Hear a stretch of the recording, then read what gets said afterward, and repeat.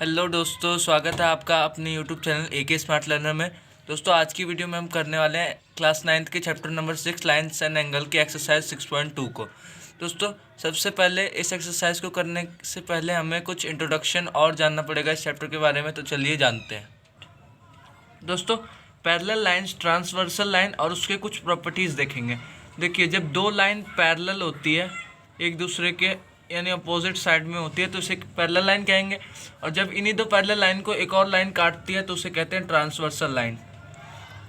ये हो गया पी क्यू और ये एस टी नाम रख लीजिए, इसका नाम ओ पी रख लीजिए।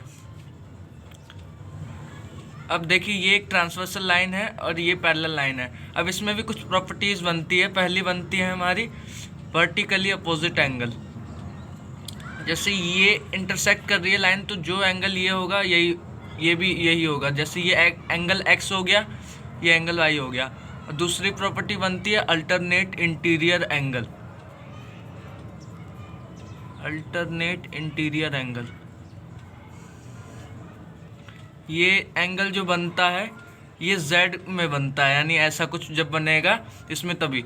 जैसे यहाँ पे एक एंगल मान लीजिए A, यहाँ पे एंगल A हो गया, यहाँ पे एंगल B, तो ये Z बन रहा है, तो ये एंगल A जो है एंगल B के बराबर हो जाएगा।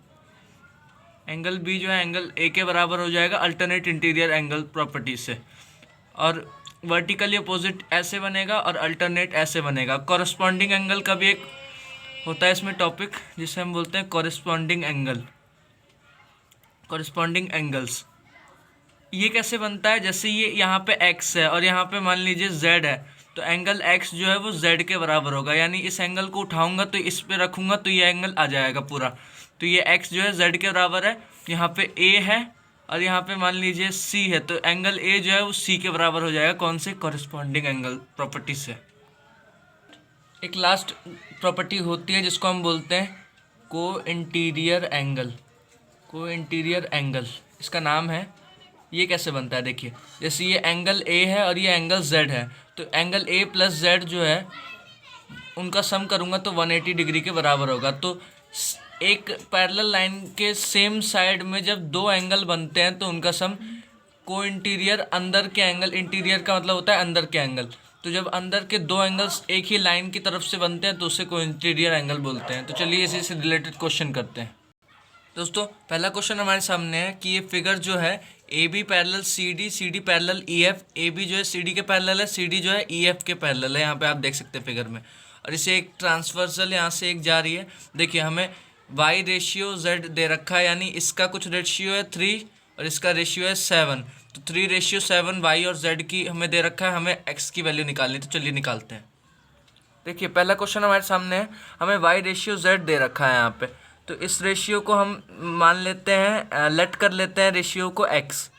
लेट रेशियो बी एक्स मान लिया। अब देखिए, यहाँ पे अगर इस फिगर में देखूँ तो ये वाई है, तो यहाँ पे भी वाई बन जाएगा वर्टिकली अपोजिट एंगल से। तो वाई प्लस जेड जब सम करूँगा 180 डिग्री के बराबर को इंटीरियर एंगल होगा, ये दोनों का सम अभी अभी बताया था। तो यहाँ पे क्या दे रखा है? रेशियो वाई की दे रखी है 3x और ये 7x, इसको ऐड कर देंगे तो 180 डिग्री के बराबर आ जाएगा। रीज़न आपको लिखना कंपलसरी है, को इंटीरियर एंगल। अब देखिए, इसे हम सॉल्व करेंगे तो ये हो जाएगा 10x is equal to 180 degree. यहाँ से x की वैल्यू अभी आ जाएगी 18, x की वैल्यू 18 आ गई। अब देखिए, y की क्या थी? 3x थी, तो 3 में 18 को इंटू कर देंगे क्योंकि अभी वैल्यू x की ही आई है। अब इसे सॉल्व करेंगे तो y की वैल्यू आ जाएगी 54। z की वैल्यू हमने लेट की थी 7x, तो 7 में इंटू कर दो 18 को।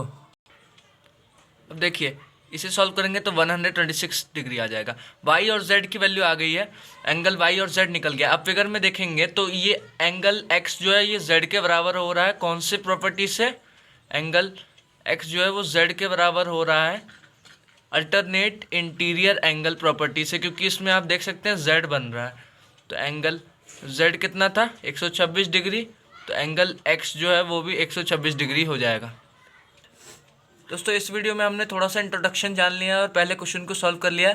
सेकंड क्वेश्चन को कंप्लीट करने के लिए मिलते हैं अगली वीडियो में। तब तक के लिए धन्यवाद। वीडियो को लाइक कीजिएगा, चैनल को सब्सक्राइब कीजिएगा। Thank you so much.